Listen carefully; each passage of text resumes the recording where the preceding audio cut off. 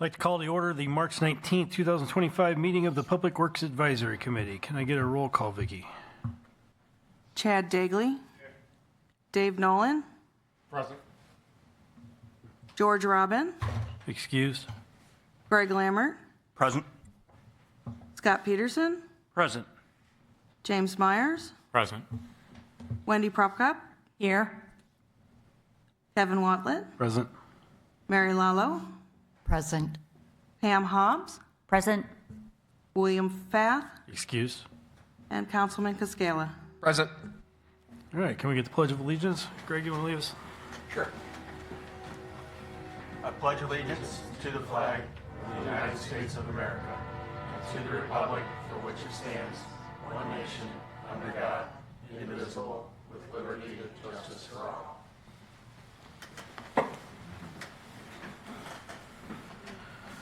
All right, everybody, we have an agenda in front of us for tonight. Does anybody have anything they need to move around or modify? I'll move to approve the agenda. Can I get a Second. All those in favor? Aye. Any opposed? Moving on to approval of the minutes from the February 19th meeting of the committee. I didn't see anything need to be changed. Move to approve. All right, Mary? Second. Greg, all those in favor? Aye. Any opposed? All right, citizen comments. Do we have any citizen comments tonight? Seeing none, we're going to move on to new business, and we're going to get a presentation of information regarding the single stream recycling program.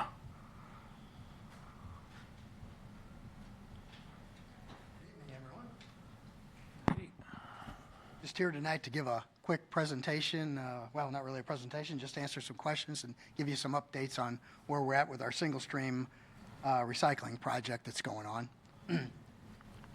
Currently, we've began the Tuesday routes are all now in service for single stream recycling. They've been in service now this is the third Tuesday that we've picked them up now. Things are going extremely well in that regard, as far as picking them all up and getting everybody serviced. Prior to single stream going in out there, we were averaging about 6.5 tons of product every day coming from all the four routes that were out there. For the first 3 days of pickups, we are averaging almost 3.5 times that at about 22 tons per day. So exceptional participation in volume, so it's really working well. Haven't had enough time to really see, is a lot of that coming out of the drop-off sites? I don't really know. It's not really important, but would be curious to know if it is. But we did notice most of the drop-off stuff, the bulk of it comes from a lot of commercial stuff where big trucks are coming in, HVAC companies, everybody, blind companies come in with all the cardboard for those places. So I think a lot of it's just coming from the households and a lot of them just deciding to go ahead and get back in and doing some of that. So I'm really glad to see that on Tuesdays for sure. Now, we're also at the point of still pulling out any extra carts people don't want right now, whether it be the old cart that they had was smaller, so they want to just keep the new bigger cart, or they want to change out and have a smaller cart. Either way, we'll still pick up whatever cart they don't want at their home. So that's what we're in the process of finishing up now. And then we're going to go ahead and plan on converting the Wednesday routes here shortly, just at the first couple weeks of April. There'll be some announcements coming out to those residents on Wednesday. They'll be getting a postcard in the mail letting them know that cart will be out there and what dates it'll start up and how that's going to work on Wednesdays. And then Thursdays and Fridays will follow shortly after that. So we're going to be going ahead and moving forward with the whole project and get it done. I think the last time I talked, we weren't sure. We were applying for grant funding to try to help offset some of the costs, and we did get all approval on that now. So I do have funds available to me up to about $540,000. So just depends on how many carts we deliver. They pay per cart. So we'll probably come in a little short of that, but we have up to that much to get back. And then I think another $60,000 or $90,000 in educational materials to get mailers out and things like that to the residents to try to help. We'll get putting together magnets with all the information on it to also put out. So all that stuff will be paid for through the grant funding. And then again, once all the carts are out to every household in O'Fallon, then we'll close down the drop-off sites on a permanent basis. That's kind of how it's going, but it's going well. The pulling of the old cans is a little harder. We rethought how we were going to do it, so we're going to do a little different on the Wednesday, Thursday, and Friday routes. We're just going to go at it hard on the weekends leading after they're dropped their cart off, and we're going to get it all done in one time, so that'll be a whole lot easier that way. And that's really what I got, unless anybody has any questions for it. Okay, questions? Pam? Question and comment. Our area is on the single stream recycling now, and I really appreciate the information that was sent out. It was very clear in what you could put in, what you could not put in, and why you could not put it in. I thought that was a very nice addition to that. I have a question about black plastic. We weren't not able to do that before. Are we able to do black plastic now? You are. I think what it kind of came down to is they wanted to make it much easier this time. Not just here, but obviously we're working in conjunction with St. Peter's as well, and we're trying to make everything the same so there's no confusion. And it just got to the point that the machinery's gotten so much better now that if, for instance, black plastic is something that they don't want during that time period or whatever, the machine sorts it all out, so there's no issues with it now. So that kind of thing, the numbers, all that, you just don't need to worry about anymore. The biggest thing they really say with the plastics, just reminding everyone that the large plastics, things like the little Tykes kids toy play sets or kitchens, it's just too big for the machines.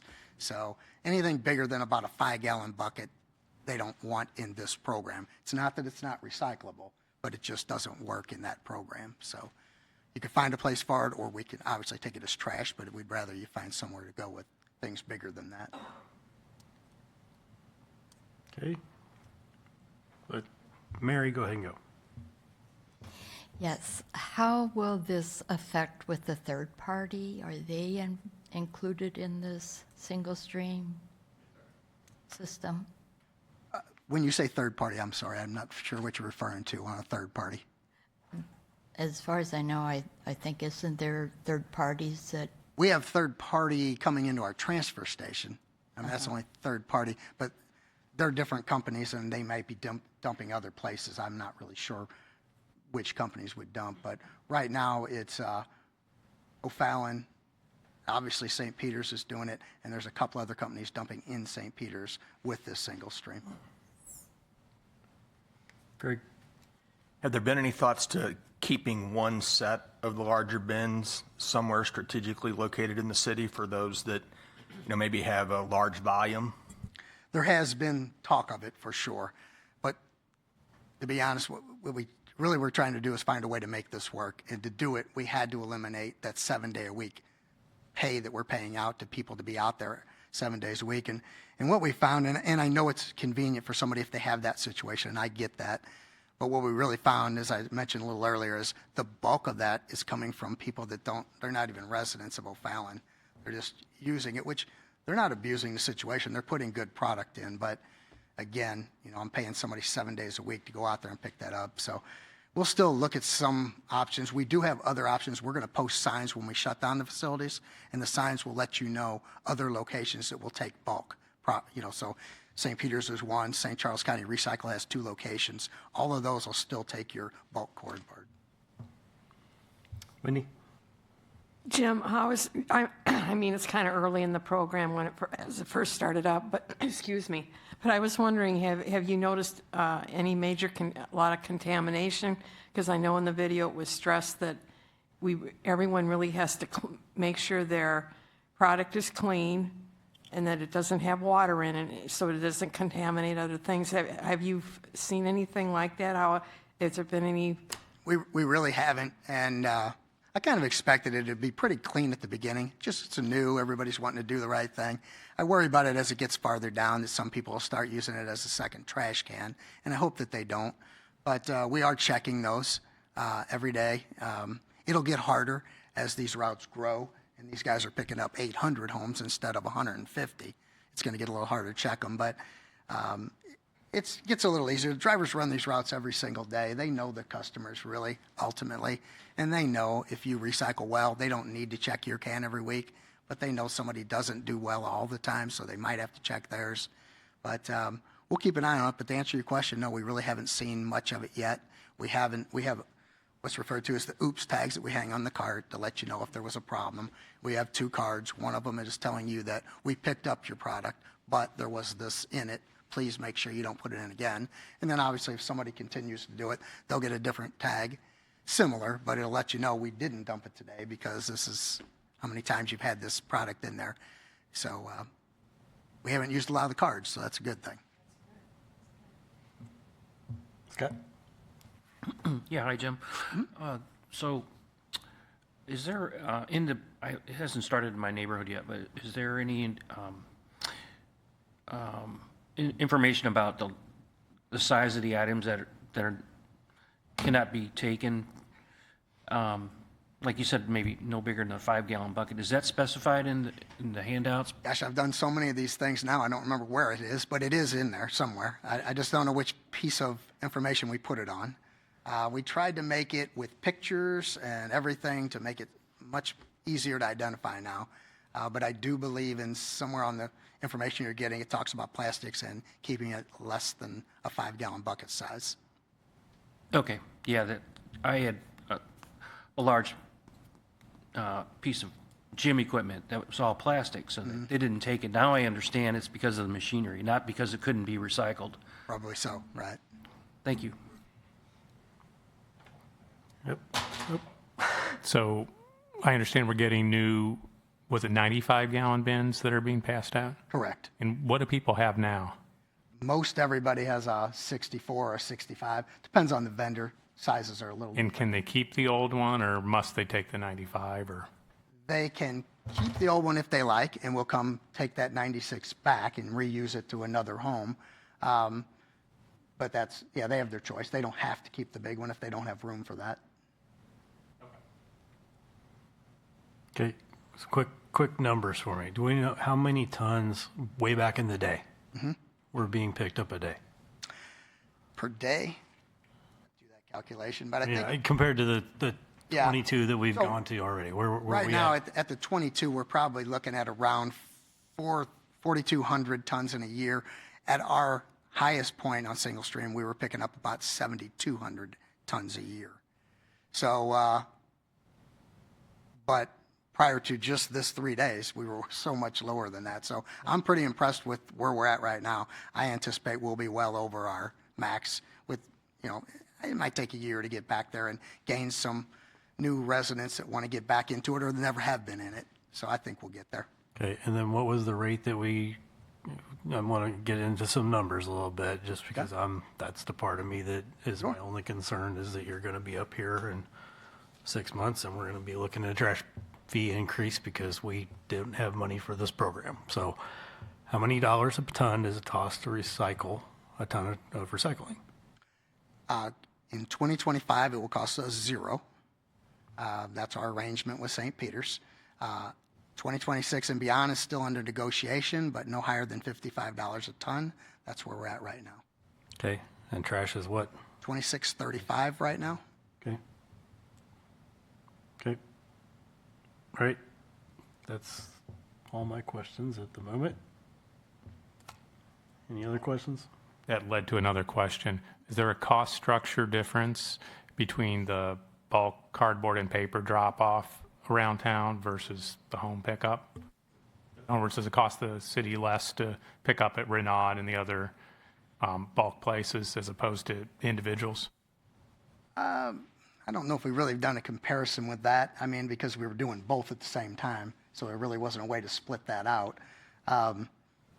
We try to avoid as much overtime as we can, but with working 7 days a week to pick up those locations on Saturday and Sunday, Saturday, Sunday, Monday, because we're off on Mondays. So the cost is pretty excessive when it gets to picking up those containers. And you think about it like a cardboard container. I know they seem big to you when you're putting that cardboard in, but honestly, what we get paid for that load of cardboard is about $40.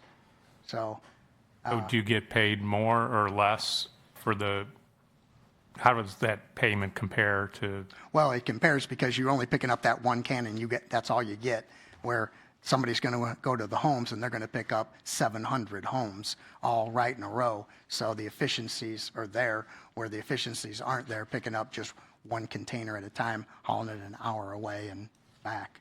So I guess that's where the savings comes in. so in essence, it's cheaper to send the trucks out to everyone's home Correct. on a regular route weekly than having besides the 7 days, there's a basic savings of pickup that the ones at the remote locations will be gone.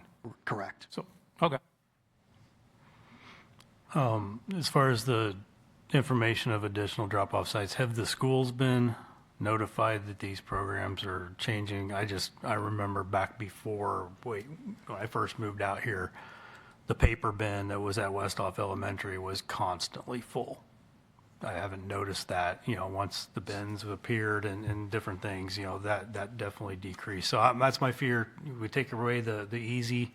I went and dropped at St. Peter's on Sunday because I knew I wasn't going to have to pay anything to drop it at St. Peter's, so I took it to St. Peter's. So, Yeah. But, that option is going to be there for people who live on the north side. Not too hard to do that. Everybody kind of, tends to go to the Mid-Rivers area, but I'm just thinking other areas in town that it's not as convenient. Yeah, we probably, quite honestly, I did not think of the schools, but that is something that's easily to And I let them know. assume the schools still have the paper drop. I've seen some of them, Some, yeah. I haven't purposely looked at it Right. in years. Okay. Any other questions? All right. Thanks, Jim. Thank you. We're going to move on to a presentation to provide details about the use tax for the Street Road Improvement Fund in the Police Department.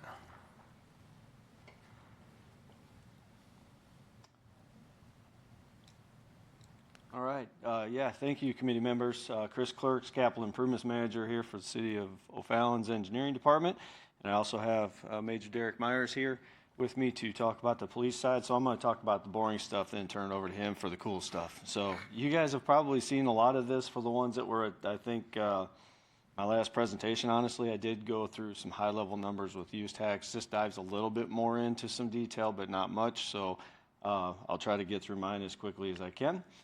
As I always state, we always state the residents approved this use tax back in 2020, and we can't thank the residents, you guys, city council, and everybody else that was in support of that effort to get that passed. It was a huge improvement for us to be able to put this money into so many different things with the city you will see here coming soon. So basically for 20 and 21, there was a monitoring effort that was going on, mostly by finance to confirm revenues. The police department was actually able to utilize some funds for the first times in 21, but as far as engineering department and the annual pavement program, we didn't start using use tax funds until 22 for our pavement management.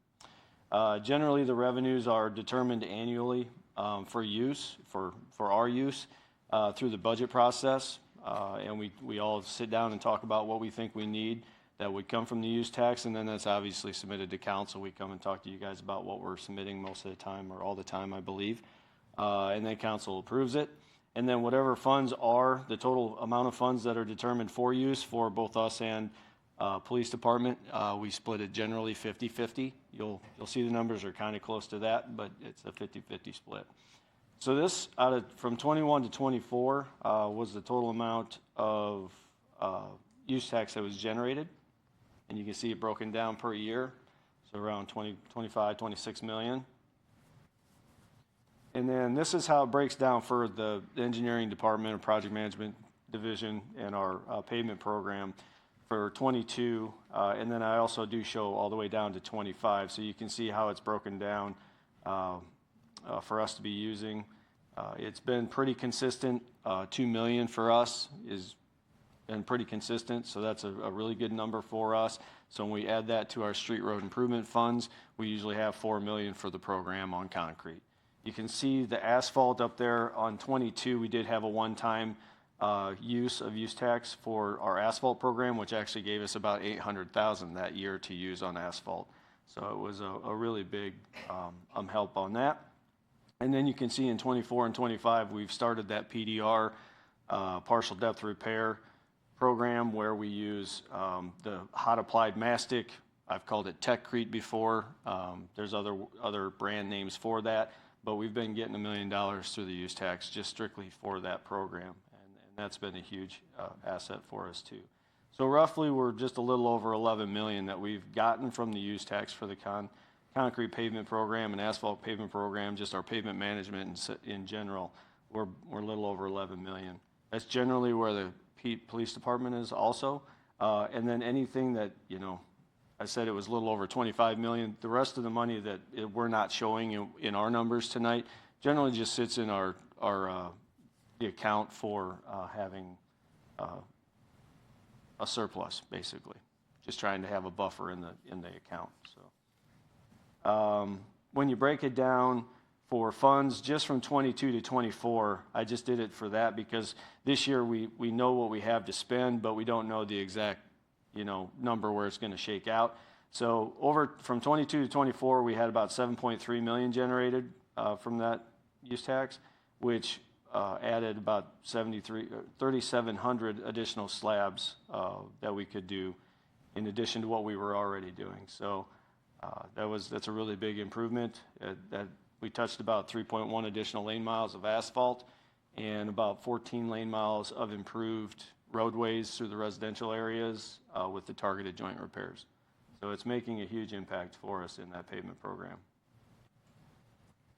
Just kind of real quick projection, in the 25, the use tax revenue that we're using for the concrete program is about 2.9 million. The Street Road Improvement Fund is adding $1 million to that, so we still stay around 4 million, and we are getting that $1 million for partial depth repair. And then this bottom part, I just wanted to show kind of on average what the overall percentage was for the budgets we have for our pavement program. You can see it's 40% for both concrete and asphalt. Even though asphalt was a one-time use in 22, it was 40% of that budget that year. Over the 22 to 24, we've had about 40% of our budget from use tax for concrete. And you can see the 100% for the 2 years we've had it with targeted joint repairs, which would be 24 and 25. So overall, for our pavement management program, use tax makes up 50% of our budget.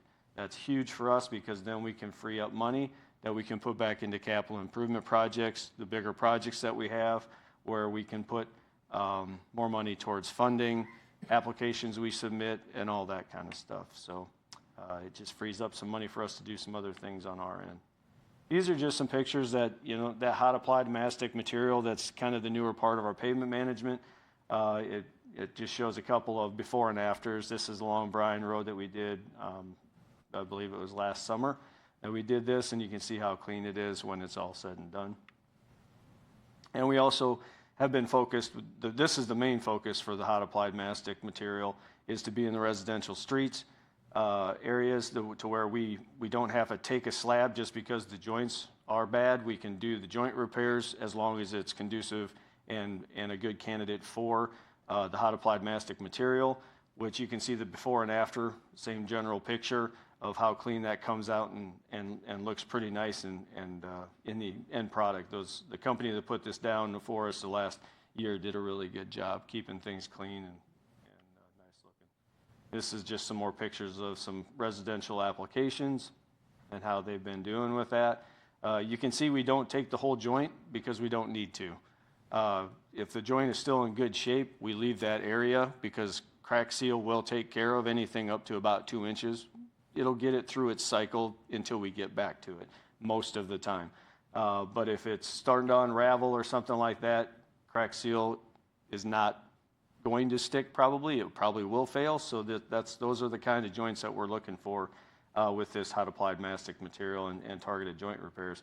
And then that way we don't have to take the whole slab just because the joint is bad. And that's what we're looking for. And this is just kind of the general process. You can see that little two-wheel truck that they're using that, kind of lays it down. After they grind it out, they put the mastic material, they put some bulking stone in it, then they put the mastic material in it. That's what he's kind of smoothing out there, and then they put a topping stone over the top of it. So there's a few more pieces of equipment kind of off to the left there you can see a shadow of, but It's generally a pretty straightforward process, and this is the same process that our Public Works can now do with their own equipment that they've purchased. They have a pot for it, and then they have the staff is just getting better every day with stuff that they've been doing. So that's all I have for my section. I'm going to turn it over unless you have specific questions for me. Any questions? No, Scott? Yes, Chris, sorry I don't know this, but how is the tax collected? Is it on sales or utility bills? I'm not sure about that. You know, I don't know the particulars of where the tax honestly came from. I wasn't part of the whole effort. Steve, can you possibly explain that a little bit better? It's basically just extending the sales tax to items that didn't get covered by the sales tax previously. So it's on sales, like at Yes, it's a sales tax, yeah. at commercial businesses, Correct. gas stations, things like that? Big internet. It's not a point of sale sales tax, it's between businesses and stuff, yeah. Usually non-collected sales tax on a, True buying a bunch of stuff and they got it, in the past without paying any tax on it. They're now having to report that. As an individual, there is a $1,200 or something like that limit that you're supposed to self-report yourself on. So do that whenever you get to that point. But that's the gist of it. That's where it's coming from. Big internet purchases, like you said, True, if True were to go online and order something from some other business, the tax used to not get collected. Now it's items like that gets taxed and collected. I did think that was part of it. The online sales kind of came into that, but I wasn't sure of all the particulars of what it was or how it's generally generated. Okay, so with that, it seems like it could be highly variable. And is there a range of expected revenues that can be feasibly estimated each year? Yeah. So our comes out Sorry, go comes ahead. out pretty close to that, or Yes. in range? Yeah, Vicki Boschert with our finance department usually does the forecasting for the year for budget reasons. And honestly, I think it's come in higher than we've anticipated for the first, for the last 2 to 3 years. This year, I think we're trending towards being higher, but, obviously the numbers lag. I do know that when she gets the numbers kind of 2 or 3 months past when the numbers are actually getting developed, and then she'll get them a couple months later. So it kind of lags a little bit, but in general, I do believe it's doing as good or better than what we've been projecting. Okay, great. If we have specific questions that we can get Vicki to answer some of them if we need to. I can get you that. So when you say it frees up funds for other projects, such as? Just general CIP projects. If we don't, since pavement repair is a very big priority for the city, if we don't have the use tax, that means the $4 million has got to come out of our street road improvement fund, which doesn't only impact capital improvement projects, it also impacts the Public Works Department because we're together on the street road improvement fund. So if we didn't have the use tax and we still wanted to do $4 million worth of repairs every year, which we have been doing for the past 4 years or so, we would have to make that up through the street road improvement fund, which means we would have less to put towards our grant applications with the matches. Steve and the Public Works Department would have less money to put towards equipment and things like that. So that's where the offset is. So it's, so it's other road projects. Could be other road projects. It could be, I don't know if they used it for the pot to buy for the tech REIT. Did you use the use tax funds for that? Or, I just don't know. It just helps with our street road improvement fund as a whole. And that could go to projects, it could go to equipment, it could go to certain other things like that in our street road improvement fund. And the reason I'm asking it that way is because the way it was presented to the residents and voted on is these funds were to be on top of road and police funds. That funds were not supposed to be taken away and this used in place of those to be moved elsewhere for other projects. So The use tax is supposed to be for streets, roads, and police. yes, and that's what it's dedicated to with what we use it for, and it supplements what we were doing before. We still try to put $2 million in a year with the Street Road Improvement Fund, is which we were doing, but we've told everybody numerous times, it's just one of those things, we need $10 to $15 million just to even try to catch up. So yeah, the use tax funds are dedicated to what they're supposed to be for our roads only, through what we do, and then police for what they do. Right, just I'm concerned about the funds being moved elsewhere, that if we needed to spend $4 million a year on roads, with or without the use tax, and we're spending $4 million a year, now we have a use tax, we should be still spending $4 million out of general budget, and then the use tax is on top of that. So that $4 million should not be decreased and moved elsewhere for other projects. I'm not aware of the Street Road Improvement Fund ever being able to handle $4 million. So That was just a number. yeah, so as far as I know, we've stayed consistent with what the Street Road Improvement Fund always supported for the concrete program, which is about $2 million. And that's how big our programs were back then. And then the use tax got passed, so we're spending our $2 million out of street road improvement, and then we have the $2 million on top of that for the use tax specific to road improvements. So we are following what we promised with the use tax when it was passed. So still spending the same amount as before. Use tax is on top of. Okay. Okay, Mary? Yeah, there's a saying that we say at home, that the tax is in addition to and not instead of. And I think that's what Yeah. he's talking about. This is supporting more work to get done from what we were able to do before with the Street Road Improvement Fund. Correct. And that's why we voted for it. Okay. All right, Derek, you haven't ran out the door yet, so that's good.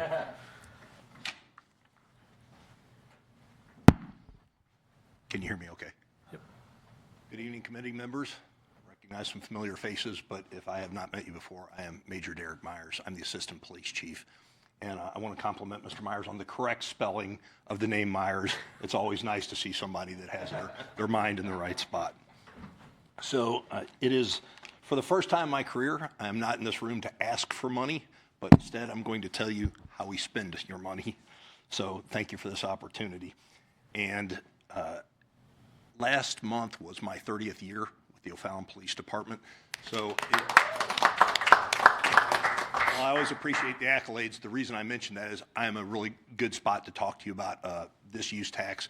Has really been a fundamental transformation for what we do as a police department, and it has made us a safer city. And I'm going to give you some specific examples of that so that you can go back and you can tell your residents that their money is absolutely being put to good use. The first thing is, when you see the numbers there on the plus sign, both Trent O'Meara and myself, we didn't want to bore you and going out to the cents, so that's just roughly a round number there to that dollar amount. So let's talk about our regional radio system. When I started here in 1994, I had a brick of a radio with an antenna that went up to the moon, and I only know how many radio waves that thing was putting out.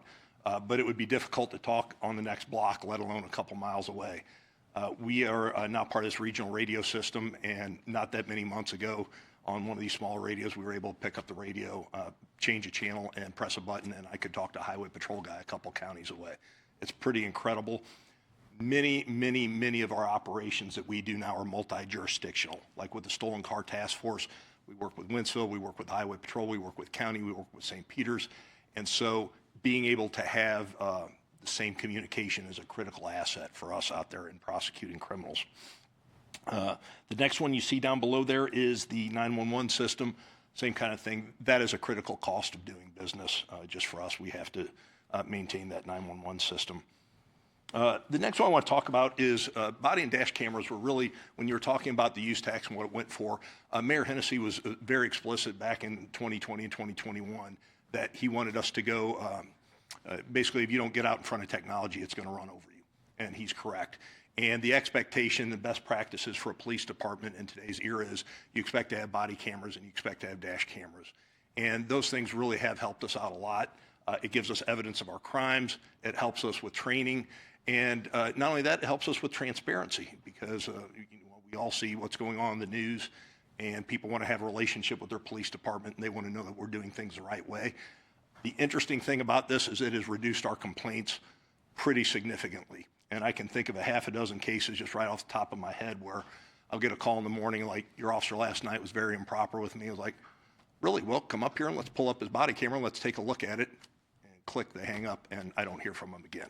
So that works both ways. It both protects our officers and the public. And but they're expensive. When I first got into a police car in '94, all you had to do is turn a key. Nowadays, I get in a car and it looks like the cockpit of an F-15. There's buttons and knobs and everything. So that was body and dash cameras, obviously a big expense. The next thing there is flock, and I don't know if you guys know what the flock camera system is, so I'm going to take a minute to explain it. Flock is a license plate reader. So when you drive down a public street, if I'm sitting in my car and I see your license plate go by and I want to pull you over, I can type and I can run your plate and run it through the national crime, both the Missouri law enforcement system and the National Crime Center to see if your plate's stolen, if the person driving has a warrant or anything like that. Flock is doing this automatically. And just to give you rough numbers, one camera that we had off Bryan Road, it ran about 18,000 plates in 24 hours. So when a car is going by, Flock is scanning the license plate, and it's automatically comparing it with a list in Mules and NCIC.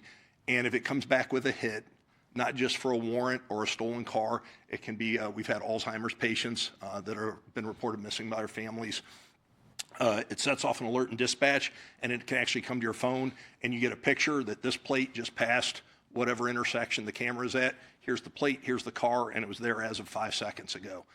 And I'm going to tell you right now, I started out not kind of on the fence about Flock because it was a new technology, and it was actually the Winghaven HOA that got us started on it, and it has absolutely been a game changer for us. That thing is an assassin. It has helped us clear major, major crimes. Speaking of Winghaven, we had the home invasion there. The suspects came out in a stolen car. It triggered Flock, and so we had officers down in the area, and we were able to get right up on those people as soon as they came out of the house. Most recently, just this past weekend, I'm sure you guys follow the news, we had a homicide in Castle Lawn Apartments Saturday morning. When I was here at 4 in the morning, 5 minutes after we get witness information, we have detectives up on Flock and are starting to generate leads. So make no mistakes when I tell you, Flock truly is changing the game of law enforcement. We all have to commute to go to work. Criminals are no different. They have to drive to go to work. And when they're driving, when they're on the roadways, oftentimes that's our best chance to go after them. The next line down is vehicles. We talked about it. Chris spends all his time fixing these roads, and then all my cops go out there and proceed to tear up his roads and his hard work. Mayor Hennessy gave us the edict a couple of years ago that he wanted to go to a take-home car program, and so that's why you've seen the big increase in vehicles. And it's something that we're all seeing in our personal lives and not just professional lives. Everything is getting more expensive. Police cars are getting more expensive. The equipment we put in them is more expensive. It's unbelievable how expensive they are. But again, having these officers who take their cars home, just a couple of weeks ago when we had this pursuit here on Bryan Road at 8 o'clock in the morning, the officer who was able to stop that car was on his way to the gym in his car, got out, got his equipment, threw down stop sticks, and was able to get the car stopped. So that does make a difference. Computer-aided dispatch and records management system. This was a massive project. We just kind of switched over in October and November. It involves everything that police do. It involves our tickets, our case management, our evidence, personnel management. It is a massive project. If you ask the cops how they like it, like anything new, a cop's going to tell you, I don't like change, and I don't like things that stay the same. So it's doing what it's supposed to be doing, but it's still new. But that was a very, very large project. I think everybody knows about tasers. And I want to go back up above computer-aided dispatch because I want to talk to a minute about drones. Drones are here to stay, and they are really starting to change the way that we do business. And we have started to get involved with them at a pretty heavy level, and they're doing some pretty interesting things that the guys on the road have come up with.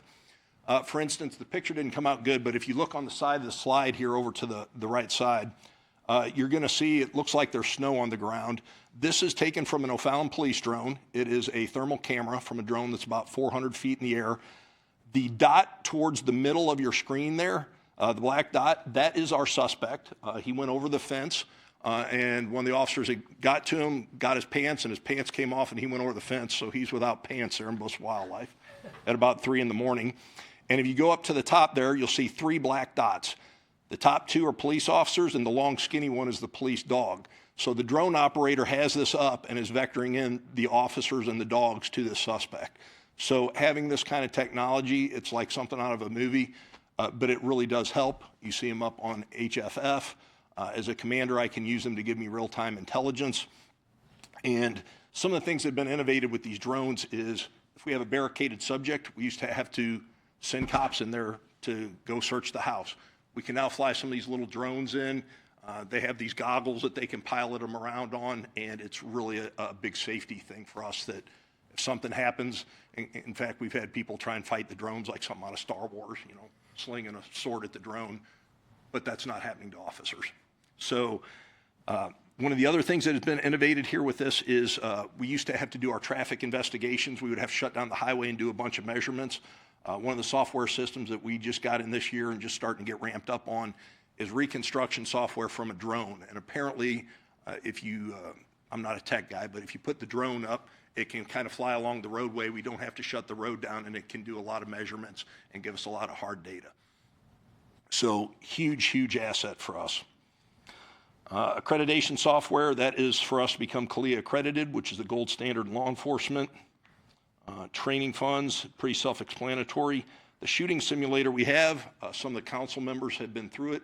Perhaps next month, Councilman Cascella can talk to us about what it feels like if he messes up in the shooting simulator and gets tased for his issues, but we'll let him talk about that next month. Facial recognition software, I want to talk about that for a minute too. You're starting to see an exciting time in police work. The days of going and knocking on doors, you know, with just the facts, ma'am, and what have you seen, that's kind of going away. The policing of the future is all databases. It really is. And I would not be shocked at all if 20 years from now, you don't even have to leave the station. You can find your suspect all through a computer. Facial recognition software is a trial product that we've had for a couple years, and it has cleared some cases for us. A lot of people have cell phones, they have videos. We get a suspect and we can run that through, and it has helped match up and clear some cases for us. Dispatch protocols, telephone recording system, and telephone AI transcripts. So AI is here. We are using it now. The AI that was demoed that is our dispatch is trying, in fact, we are the first department in Missouri to try it. It's almost scary what it can do. We use it as a training platform for our dispatchers, and you can dial in what kind of call you want to have. And the demo they had for us is a scared kid who's at home alone, and you pick up the phone and it sounds just like a kid, and you ask the kid questions, and the kid's crying, and you have to calm him down. It's almost unbelievable, and it really is hard to fathom that this is not real. It's a training thing. So you will see more of AI in the future. And I went the wrong way. So those overall are big projects, and some of those kind of carry on over a couple of years. So I just wanted to give you a high-level view of that. For some specific ones, in 2021, we had a consultant staffing survey. O'Fallon continues to grow, so we're always trying to stay on top of that. Guardian shoulder lights. You saw the pictures of the drone. This is if you look at any of the officers on their vest, they'll have a thing up here. It looks like a little flashlight. We can either have strobe lights on there so people can see us at HFF, or we have infrared. So when the drone's up, if we're out in the woods, the drone operator or a helicopter operator can track you through the woods. Speed trailers, we know what those are. The council always has speeding issues that they have to deal with, so that gives us some data. Canine replacement golf carts. This is not so we can go down to Wing Haven and swing a couple clubs. The golf carts we use at Safety Town, we use them at HFF. And one of the mayor's favorite projects is pop-up patrols. We all loathe the policeman who just drives by in his car. What we do is we put officers out there over the summer. They go to different subdivisions, hand out popsicles to kids, and it's just a way to engage the community a little bit more friendly. 2022, same thing, speed trailers, rifles, and ballistic helmets. Those things expire, so that's what that was purchased for. And 2023, that was a addition to dispatch, so we can have another dispatcher in there, the 5th call station. Trauma headrest kits, that's medical equipment. A couple vehicles built out for crime scene work. replacement body armor and vests, more ballistic helmets, gym equipment, shotguns, canines. We had to do some asphalt repair on the parking lot, sidewalk repairs, and French drains. The police department is not immune to public works. And let's see, 2024, we have to continue our fees with CALIA, a couple of portable fingerprint scanners. These become very useful. They maintain a connectivity with the cloud, and like past Saturday when we had a homicide, we're able to fingerprint somebody there in the field and get real-time information on who they are so we can get to their family and hopefully bring some closure to them. Dog handler and canine training. And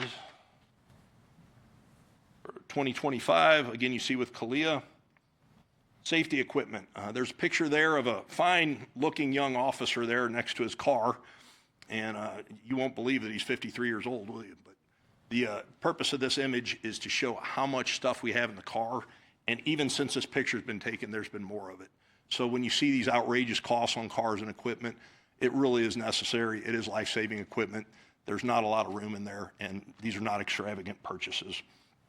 Other things there, technology items, some replacement dispatch chairs, replacement body armors, and down there towards the bottom where you see crash software with the 2D and 3D software, that's what I was talking about with the drones, and we're hopefully going to get more on that, and we can reduce the time where the roads are shut down to have to investigate an accident.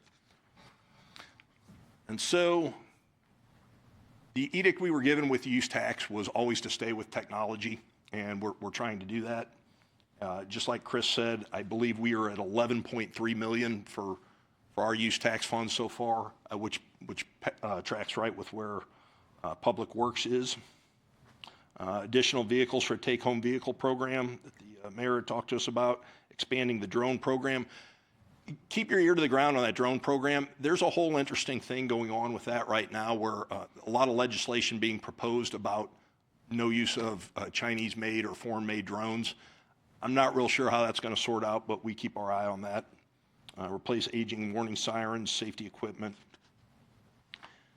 And just more than anything, as I said with some of these cases, what you do here really does matter. And whenever we have a win or we have a success with our flock camera, we try and make sure that at least the city administrator or the council knows these things do matter, okay? These expenses are not spent frivolously. When you guys sign off on something, when you sign off on a use tax, we are absolutely using that to keep the city safer, and it's working. So what questions do you have for me? Mary? I have two questions for you. Are you using genealogy, criminal solutions in your crime research? Okay, so genealogy will usually come in, we do take DNA from certain, the state law designates when certain offenders get DNA swabbed, and that goes into a database. In the case that now Lieutenant Weber just cleared a couple years ago of a 30-year serial case, genealogy was absolutely used. Yes, so DNA is used. It's not like a common practice, but there is specific use for that product. Okay, thank you. You're welcome. And the next question is, do you have a way of knowing where a vehicle is in case there's a crime reported? That vehicle can, or the police officer can go with that vehicle and solve that? So are you referring to, do we know where the police vehicles are?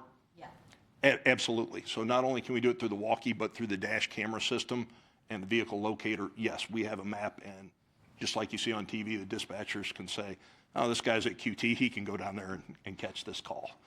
I swear we're not at the donut shops, despite what you guys might think. QT has donuts. Anything else? Wendy? The flock cameras, are they installed like sporadically throughout the city? I mean, so they're cameras, right, that are installed like? They are. You'll see them typically on a black pole, and they're up high, and they'll have like a solar grid. They're installed on city streets, and they're moved occasionally just for better coverage or as subdivisions change. We do have some mobile ones if there's a problem or a subdivision is having an issue. And I'm glad you asked this question because I want to touch on something. When we talk at HOAs about flock cameras, one of the biggest concerns that comes up is about privacy. And nobody is a bigger advocate for privacy than we are. please understand, these are on public streets. The Supreme Court has ruled you have a lesser expectation of privacy on public streets. And also, the data is purged after 30 days. I cannot pull up your license plate and see, oh, in 2021, you were here doing this. So 30 days and it's purged out. We do not have any reason to go back farther than that. So just make sure, first of all, did I answer your question? And please understand when people say that that is the parameters we set. We're very cognizant of personal and individual freedoms. How many flock cameras do we have now? We're right about 40, give or take a couple of them. I notice more, frequently. I'll be like, oh, look, there's another one. Anyway, Wendy. Yeah, I was, like I said, I wasn't that sure about the technology, but Winghaven HOA is actually the people that started up and linked it up with us, and it's been off to the races. So regarding the police vehicles, do they reach a certain mileage, when they're replaced? Are they all like on a schedule or rotation that you change out the vehicles every so often? Yes. So Jason Del Pozo, the fleet manager, kind of keeps an eye on what are the maintenance costs of this specific vehicle. There's not a hard line on mileage. It's not like they reach this mileage and they're done. It could be this vehicle has high mileage, but it runs very well and we don't have any issues, or it could have lower mileage and it has nothing but maintenance problems. We've all seen cars like that. One of the things that we are doing here with this take-home program was these used to be fleet vehicles. So these cars were run ragged. I mean 24/7, and you would get about 3 years out of a police car, which is ridiculous when you think about the cost of it. But by going to the individual and the take-home car program, people take better care of them, the longevity, they make sure the maintenance is better, and they're just not run ragged. So just as a rough parallel from the 3 years, our canine officers have always had take-home cars for obvious reasons, and you get between 7 and 9 years out of a police car then. So it's the expense up front on take-home vehicles can be higher, but in the long term, it absolutely will save you money, I promise you. Thank you. Okay, Scott? Yeah, she brought up the flock, and I had a question about that. Are these more of an instantaneous tool to, like you said, the data's purged every 30 days, so it's not designed to be evidence? Does that sound right? Or? So it's a little bit of both. So they are an instantaneous tool, but we can go back a period of time no greater than 30 days. So for instance, on the recent issue we had information on a couple of vehicles that had left the scene that was probably 20 or 30 minutes old. We can go back then, search and locate that vehicle, and once we have the vehicle, we can see in the last 30 days where it's been. And we can track it that way, if you would, through real time. Does that answer your question? Yeah, it does. I just was wondering, it seems like that's a very short time frame. If you need to access that data at some other time, I guess, is it just documented that it was seen on Flock in a report? We don't have that data anymore, but it's documented that. Yes, so we'll screenshot it. So for instance, there'll be a screenshot of, and we'll print that out, and we'll have that information in the reports. When we go to prosecution, we can say, here's this vehicle at this intersection, 170 in Natural Bridge, Bryan Road, Mexico, or whatever. But yes, after 30 days, that information will be gone. Our system's tied in outside of O'Fallon, right? They are, yes. In fact, as the system grows nationwide, there's thousands of cameras you can tie into, and I'm not at all a tech guy, so I apologize if I don't have all the answers. Okay, Mary? Yeah, I have another question about Flock. Is that like the cloud? The Flock is that treated like we do? So I believe the information is stored in the cloud, and that's about the limits of my technological and computer knowledge. So yes, the data's stored somewhere, and we're able to access it through these magic portals. And outside of that, if you ask me where it was, I'd like something called the cloud somewhere. I know what it is. James? What's the range of a single Flock camera? How far does it scan? Just a ballpark. I'm trying to think of some of the pictures I've seen. 100 yards, maybe. So do we have full coverage of the city now under Flock? We have cameras almost all over, and it all all the major spots, and for obvious reasons, I don't have a list right now in front of me where they are, but we do have that list. Major points of egress and problems, yes, absolutely, we do have coverage. And does that include commercial areas, strip centers, shopping areas? It does, especially even more so if we're having issues or reported complaints, we can adjust them. So in general, you're relying on, you said the criminals commuting, so you find them in movement based on the existing network of cameras. You don't have every inch of the city covered. Correct. Yeah, I don't want you to think that you walk out of here and there's, as far as I know, there's not, 750-degree coverage on every movement that you make. These are specific to public roadways and areas that people move on freely. Okay. Anything else? Chad? Is there a way to, like, for whatever reason you may need something past the 30 days, is there a way to pull that from wherever, or is it just gone after 30 days? So like with most internet things, like let's say Yahoo or Facebook or Snapchat, you can send what's called a preservation letter, and if you have specific data, you can ask them to reserve that. And I presume that Flock is probably the same way. I don't know offhand, but almost all these tech companies have a method of preservation. Just like you said, if you have a major case and somebody wants to try it, it's best to have the original evidence. Mary? I have another question. That's okay. On your, since so many people now have door cameras, does the police take advantage of that, of recording if somebody sends in that they have a door camera? Absolutely. So you don't have to go. In fact, we have a door. program that you can register through the website, through the police department's website, and you can say, I have a Ring doorbell, and if a crime happens on my street, please contact me. And I want to make it clear again, like we talk about privacy, I can't go hack in and access your Ring camera, because that's all the thing people always ask. You only have to consent. So if something happens on your street, you can call us and you can share it with us. The registration is just so you know, I'm a cooperative person. I have a Ring camera. If you need it, contact us down here. Okay, anything else?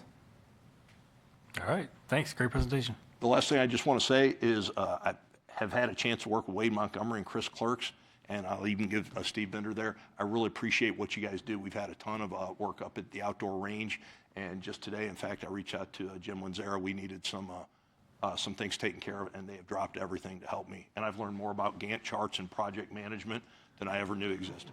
So you have good people there, and I appreciate their help. Just watch that Wade guy. About those roundabouts. Thank you very much. Have a good evening. All right. Thanks, Chris. Thanks, Derek. Looks like we're going to move on to water and sewer project update. Sean's coming up. Sean, you haven't been here in a while. New guy.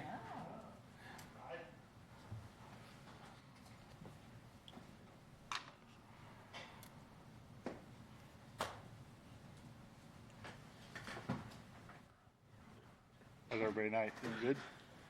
Windy out there. My name's Sean Singer. I'm the engineering manager for the water sewer department, if I haven't met you yet. But thought I'd take this opportunity to kind of go through some updates of what we're working on out at the water sewer plants and some of the in-town projects as well. Most of these are pictures of some construction that's going on, and then we got a few projects coming up in design that I thought I'd throw at you and let you know what we're working on. So start with the water side. Got about 3 projects right now in construction, and these are kind of the bigger projects. We still have a lot of other miscellaneous projects in the background that I didn't throw on here, but we're always busy out there. But we got like I said, three main projects in the construction at the plant, 2 in design. I'll go into each one of these in future slides here, but the construction ones are the new alluvial well, well 6, working on filter improvements, which is just wrapping up. Valve improvements and controls updates on our filter. 2 design projects is the RO and general improvements. RO is a reverse osmosis. That's what it stands for. It's our main softening technology that we use at our water plant. And then pre-oxidation improvements, getting ready to start design.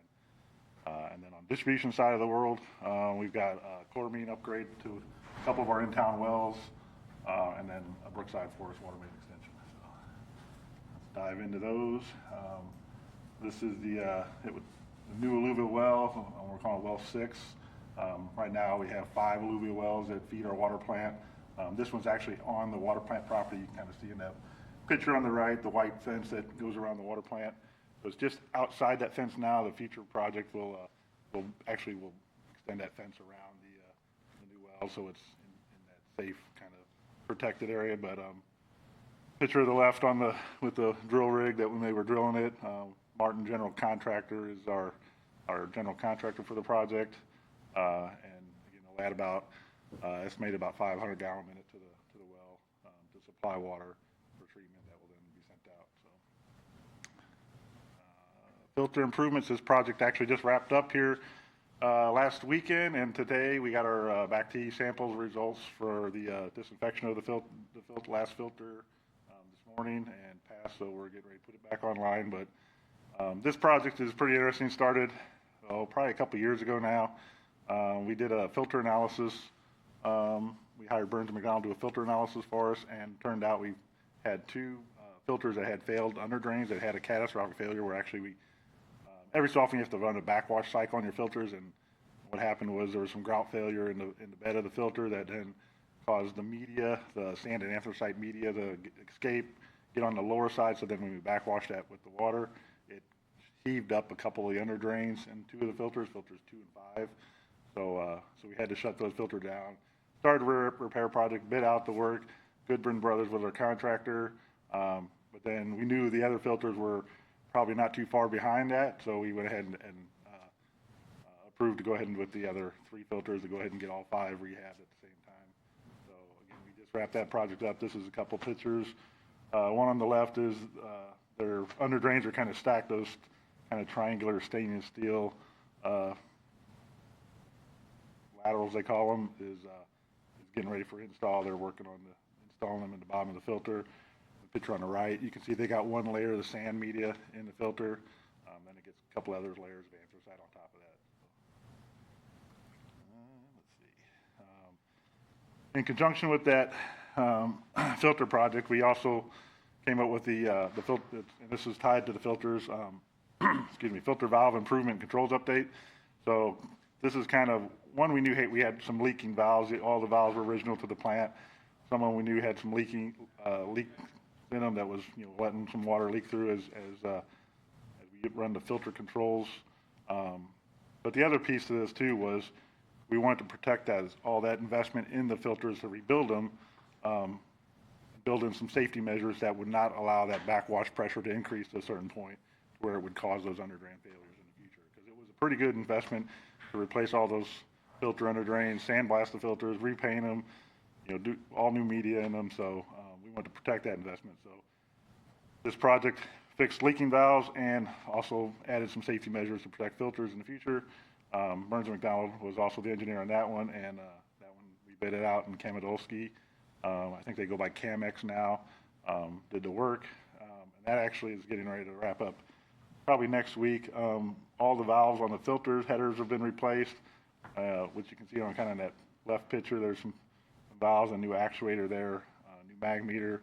The top or the right picture is a new control panel for a filter. I think that's filter 5 control panel. So it's kind of an update to the whole system tied to our new SCADA system. So again, it's a nice improvement to be able to safely backwash the filters and then control the filters as they operate through the plant. So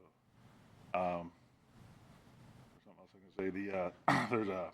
There's a main backwash supply header that we're also putting what we call a surge relief valve on there. So should we ever see a spike of pressure come back on that backwash system, it will actually blow off that extra pressure outside to the grassy area outside the plant. So like I said, it's kind of a belt and suspenders protection method then to protect those filters long term. So, and let's see. That one, again, that's next week. That's what I was going to say. Next week is we're shutting the water plant down to put that last main backwash valve on. And then that will be wrapping that project up, just punch list items from that point on and getting it off the books. This one is actually wrapped up design. This is our reverse osmosis, our RO, and water plant improvement project. Actually open bids on this tomorrow. And this is going to replace the two main skid of RO, reverse osmosis systems that we use for softening. And also includes a lot of chemical feed upgrades. A lot of this stuff is original to the plant. And again, the plant's 20 years old, so a lot of stuff is reaching its end of life. And we've got a couple pump stations inside the plant for different processes that also is going to get improved. As the pumps are needing replacement. There's some piping that's needing upgraded, and so it'll address some of those main key components inside that plant and get it back in a decent position to be able to provide treatment long term. So, let's see.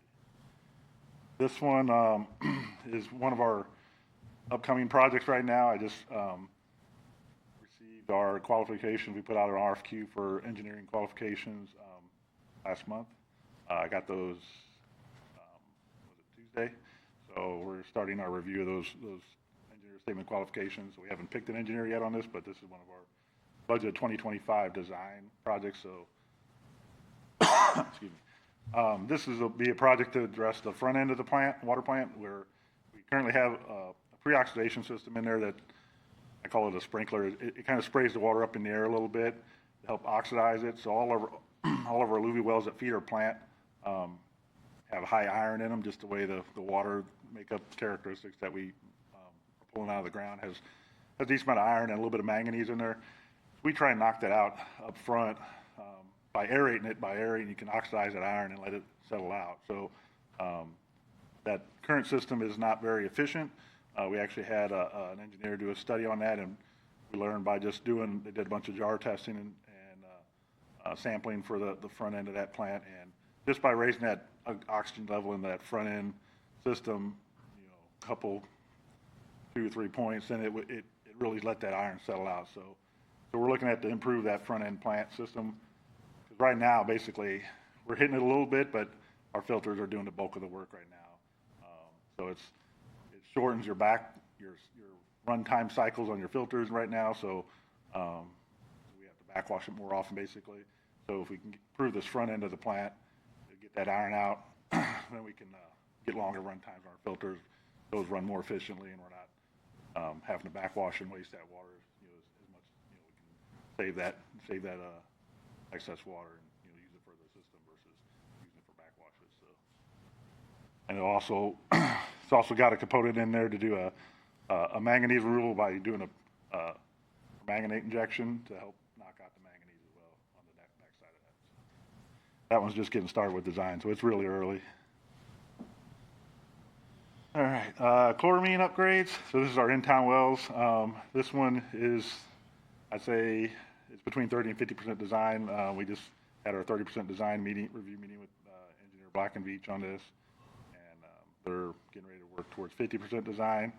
So this, right now we have a combination of our water plant is what we call chloramine disinfectant residual water. We have interconnects with Missouri American Water and District 2. Those are also chloramine. Our in-town wells have just a free chlorine disinfectant. So those two don't typically like each other in the system, when you mix the two. So we're converting to all chloramine. So we're going to convert the wells. This will be for well 3, which is the one here at Main Street by McDonald's, with the Tower 3 as well. And then well 4, which is, that is, what's that road? Well 4. That's Montbrook? Montbrook. And Tower 4. So converting those two wells over to do chloramine disinfectant products at the end. So that way it's all consistent throughout the system. And we don't get a lot of complaints anyways, but if there is, this would help with any of those. And let's see. This one is another one that was one of our 2025 RFQ projects that we put out on the street for engineers. Again, I just got those yesterday, so we'll be selecting an engineer for that here shortly. And this would just be basically to provide a redundant feed over to the Brookside Forest neighborhood. Right now, there's one line that basically feeds that area. So if we have a failure on that line, they would be a lot of area without water. So this is kind of a redundant supply source. So just add extra resiliency in our system. So it's kind of down. I don't know if you're familiar with the area, but down by Hoff Road and by Environmental Services. Any questions on water, or we just dump into sewer? All right, sewer is busy too. We got one main project in construction at the Trent plant. I think we got 5 currently in design. Collection system, we got 2 main projects there and then 3 in design. I won't run through the list, but we're going to have a slide on each one of these, so I'll just start diving into them. Main one at the plant right now is what we call our solids handling improvement. So this has got kind of a multiple pieces to it. The main piece is our new, what we call our influence screening buildings. So this is a kind of a dual screen. Right now we have, the current headworks at the plant just has a 1/4-inch bar screen. This is actually a bar screen followed by a fine perforated plate screen. So we built this whole new, $26 million upgrade a few years ago, and it's got this new fancy, I don't know if you've been out there, but a concrete tank, along 79 there. It's called our B&R tank. Inside the one that south end of that tank is just hundreds of diffusers that release air into the tanks to treat the water. So by going to this new perforated plate and bar screen setup, we're going to remove a lot of hair and ragging issues that will end up eventually wrapping up around all those diffusers, causing maintenance headaches for us. So this is kind of step one in protecting those. Plus, it's another step for some future biosolids sludge dewatering project that we got coming down the road. Looking at technology there called centrifuges. So it's kind of a step one for, like I said, protection of that system down the road. So Colton was out, Burns McDonald. This Contagra Construction is the contractor. A couple other small pieces where we have a couple of sludge tanks out there. One we call our blend tank. It's a concrete tank, and the inside coating was failing. So we're repairing the concrete surface and recoating that whole tank to be able to source sludge in there. And then doing some sludge load out improvements now that we got a new tractor trailer that we're hauling our sludge to the landfill. This is just a better conveyor style system that lets us leave the tractor trailer sit in one spot and kind of distribute that load over the trailer while it's sitting there, not have to constantly move that tractor trailer ahead. And then we have some temporary piping in our biosolids area that we want to convert to just permanent piping to allow some flexibility in that system. So, grit system improvements. This one is actually getting really. I think I'm bidding it out next Friday. Should go on the street is what I'm shooting for. This is BSB. We have a current called an aerated grit system. The grit removal is kind of, you want to keep enough turbulence in there to let the grit settle out, but not let everything settle out. So the aerated system's just never been real efficient. It was a good technology, I think, back in the day when they put it in, but there's better technologies now. It's called a stack tray system. So we're converting to that. We actually get to use cool thing is we get to use the existing concrete structure tank, and this kind of sits down inside of it. So we utilize a lot of the existing infrastructure and add the equipment to it. So should really increase our grit removal efficiency. Plus, again, that's another step to that future biosolids project to get that grit out before it goes to our new centrifuges that we're looking to add a couple years down the road here. So, which is this project here, the sludge dewatering project. That one's just starting design. We're just getting that project off the ground here right now. I think I just got the PO last week on that. And that's looking at adding additional sludge presses to our biosolids processing. Right now, this figure shows centrifuges, which is what we're looking at. We also currently have 2 what they call screw presses, and we have 1 belt filter press in there. Kind of an old original belt press. They added those screw presses right before I came on board in 2020. But then the screw presses didn't meet the performance requirements of the spec, so that project actually got shut down in the middle of the construction, and kind of been that situation ever since. So this is kind of the main project that kind of wrap that project up and get us where we need capacity-wise for sludge processing, because right now we're running maxed out on all of the equipment at all the time, because, again, that project kind of started and then stopped because there were some performance issues in hopefully the bow on the project end of the day to be able to get that biosolids process where it needs to be. We have this is a smaller project, but we work with a consultant to look at some safety protection and ladder access to those B&R tank, that big concrete tank again along 79. There's equipment inside those tanks that we need to maintain occasionally, and this is not a whole lot of there's no tie-off points or anything up there, so we're leaning over to pull pumps or whatever we got to do. So this is just looking at that safety aspect of that tank, and every once in a while we got to get down in the tanks to do cleaning or whatever. So adding some access ladders as well. So not a huge project, but just something we're looking to get to add to that tank. So and odor control upgrades. This is in the middle of design, I'll say. Warner Schifrin's our consultant on this.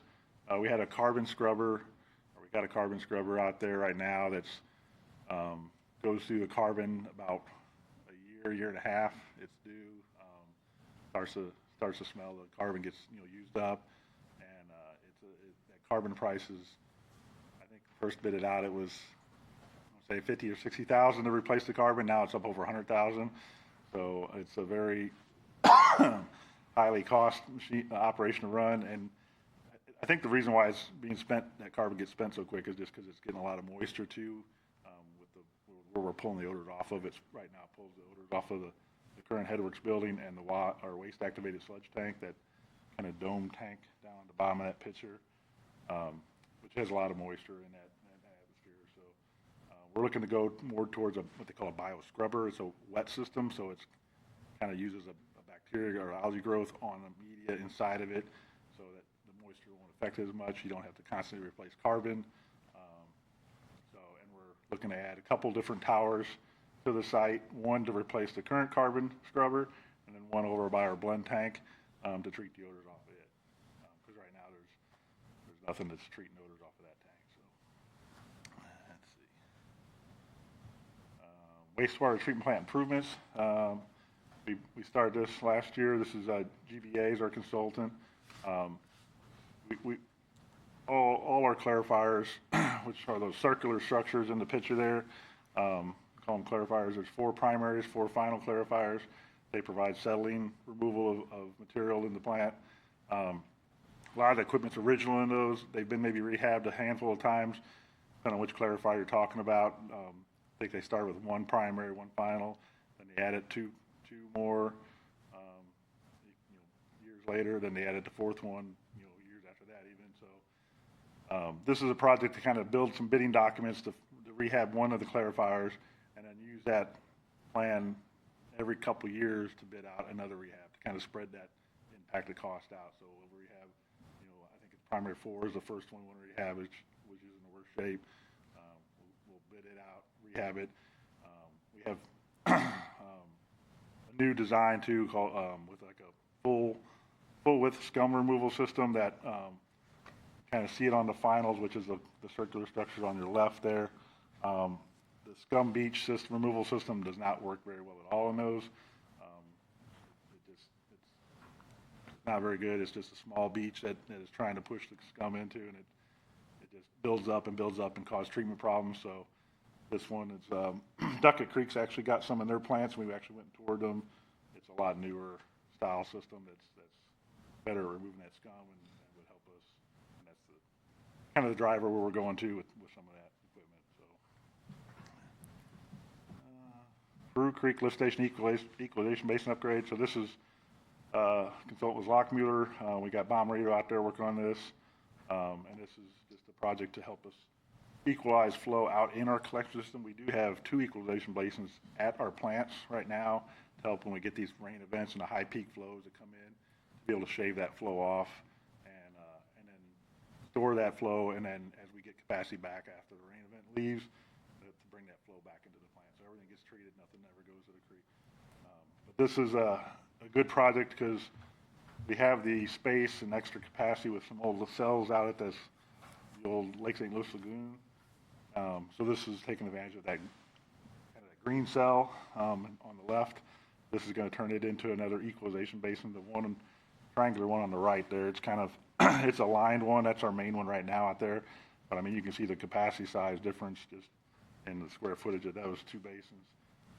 This allows us flexibility then to be able to store flow here, and then be able to send more flow from some of our other pump stations. We have 3 main pump stations that feed our plant, and this will, like I said, gives us flexibility to be able to send higher flows from them while we store flow here. So, and then another project out at the Prairie Creek Lift Station, which is one of our main lift stations. We added a dump station out there. Keeley was our contractor. Right now, we only have a dump station at the plant, so this gives the operations crew or field crews the kind of flexibility to be able to dump their back trucks if they're working on blockages or in the system or sewer cleanouts, to dump that back truck, and not have to run back to the plant all the time as the city grows. So. And it's roughly done. I think you can see a picture of it there. I think it's got some punch list items remaining, but other than that, I think they got it all ready to receive flow as of, I think, last week. So. Lift station upgrades, we kind of have an ongoing project to always add funding to be able to upgrade some of these issues we can run into some of our lift stations, whether it's pump replacements or whatever. We've got Stantec as our design consultant here. Working through right now with some design. We've got some gates in our east lift station, which is one of our main lift stations that feeds the wastewater plant, that are some existing slide and sluice gates in there that are stuck that we need to replace. And then the Prairie lift station again, the Prairie Creek lift station. There's some actuators that are down inside the wet well of the lift stations that are bad, and we want to remove those and move them out of that hazardous environment, move to the top of the wet well, and then replace them.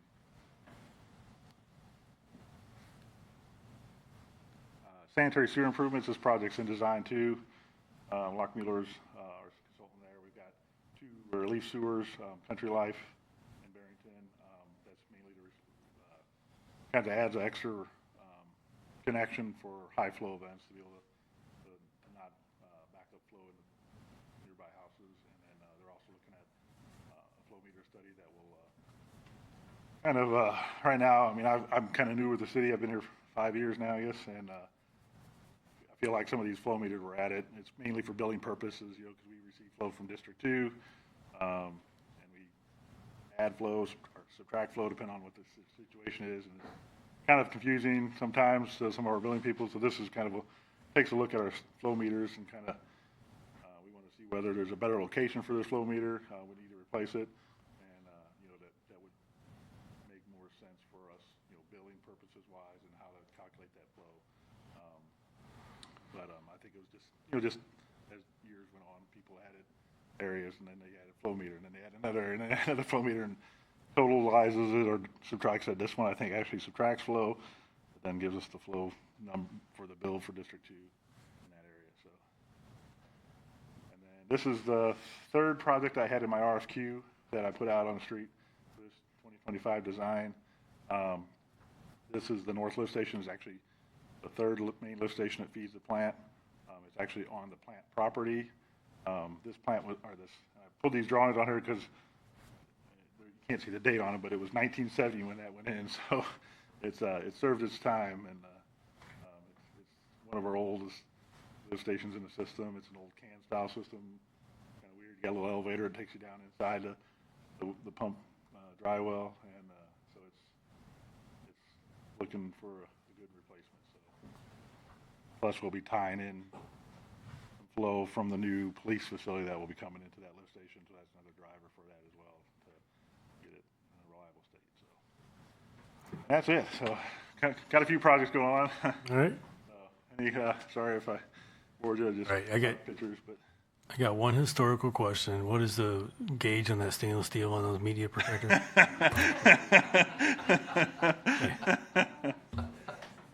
All right. Anybody got any questions? Wendy.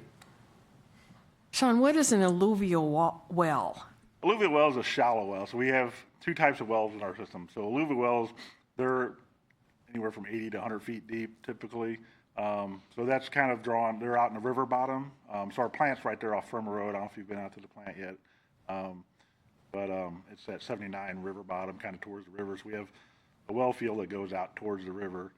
It doesn't draw. It's not, some plants are surface water plants that actually pull water out of the river, like, St. Louis and Missouri American Water. But we actually, a groundwater well supply plant. So these wells, again, they're like 80 some feet. They vary a few feet plus or minus.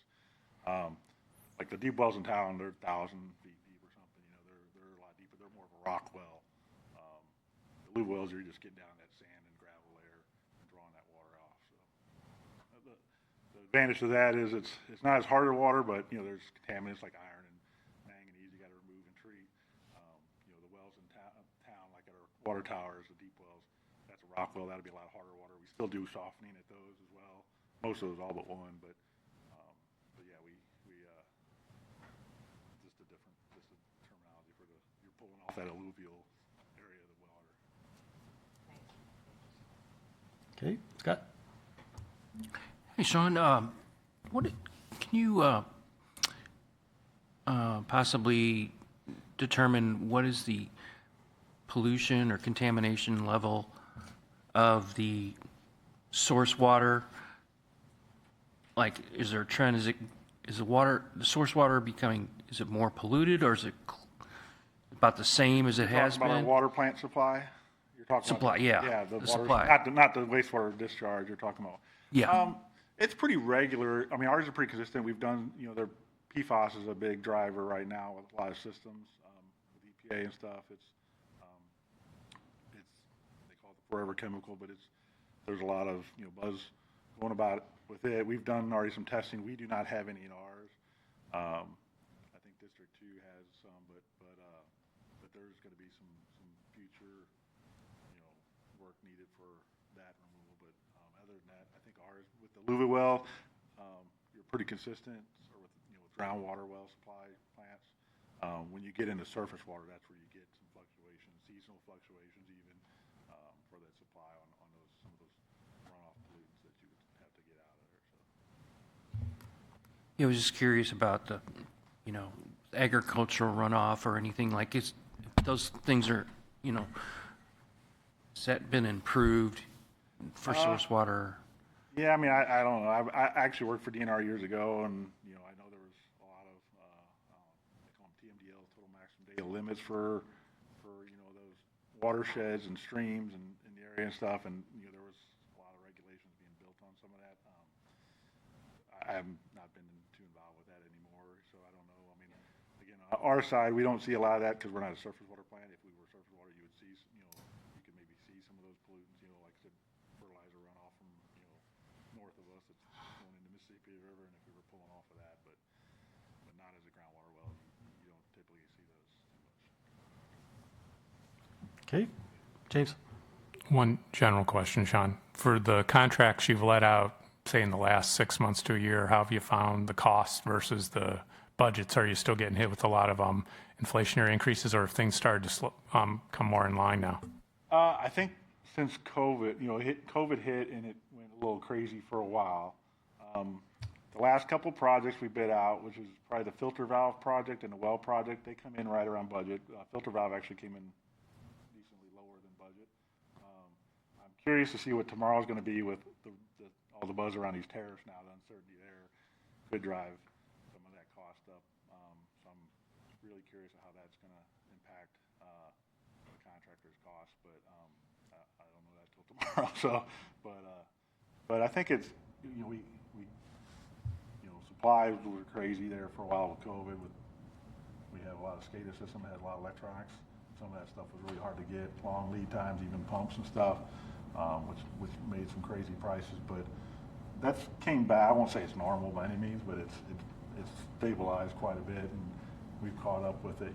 With our budgeting too, be able to project that and not come in and bid a project and be twice what you budgeted for it. So, but yeah, I mean it's the next concern is now the tariff question is there going to be extra cost there? So that's still to be seen, I guess, for me. So, but for the most part, it's stabilized a little bit, I'd say. All right, any other questions?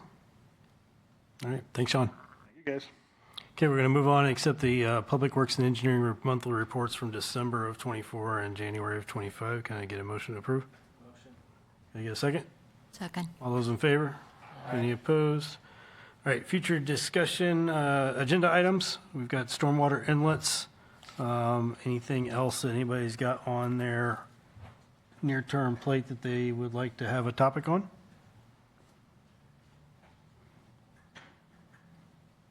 Wendy? I mean, I don't know how much of a discussion this would be, but I've always been a little concerned, with the drought that we're in right now and the upcoming summer. Are there going to be restrictions posted on people watering their yards? I mean, not only residents, but businesses. If the city of O'Fallon would consider doing something like that. I don't know at what point. I mean, that's the topic of discussion I would like to see. Okay. Probably work something up. Okay, anything else? I'm sure Steve, get Wade to come up with something. He'll love it. And then he'll just tell Chris to come up and present it. Yeah, it'll get delegated to Chris, poor Chris. Okay, all right, well, we'll just play, but yep, Mary? There's always, which one can we go visit? True. We've all been to the wastewater, I believe, right? We've all been to the water treatment. I don't know, new public works facility, are we past groundbreaking? No, I was going to update you with that in a minute here. I will save that. But there's a potential field trip at some point, maybe even in process if it's safe, to go check that out.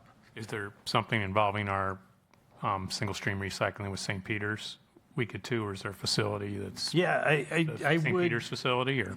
That wouldn't be a bad thing sometime in the future. I know when I dropped my cardboard off on Sunday, they're doing some massive addition of conveyor belting and walkways and stuff. The whole parking lot was full of metal. But that wouldn't be a bad thing if we could broker a deal there to. Yeah, we were definitely going to ask for a tour with our elected officials, so I'll try to get you guys in there. I think their schedule is to finish up that project around July, so there wouldn't be any point to go there until it's operational. Yes. So. Yep. Okay. All right.